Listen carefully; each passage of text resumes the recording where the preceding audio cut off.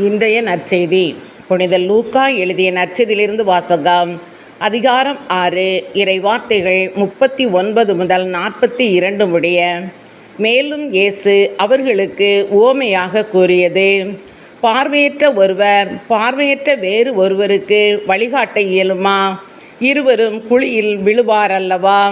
சீடர் குருவை விட மேலானவர் அல்ல, ஆனால் தேர்ச்சி பெற்ற எவரும் தம் குருவை போலிருப்பர்.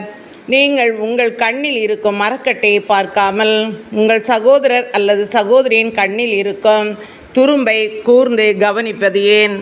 உங்கள் கண்ணில் இருக்கும் மரக்கட்டையையே நீங்கள் பார்க்காமல் இருந்து கொண்டு உங்கள் சகோதரர் அல்லது சகோதரியிடம் கண்ணில் இருக்கும் துரும்பை எடுக்கட்டுமா என்று எப்படி கேட்க முடியும்?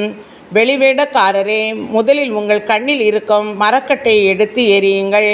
அதன்பின் உங்கள் சகோதரர் அல்லது சகோதரியின் கண்ணில் இருக்கும் துரும்பை எடுக்க உங்களுக்கு தெளிவாய் கண் தெரியும் என்றார். இது கிறிஸ்துவின் நற்செய்தி.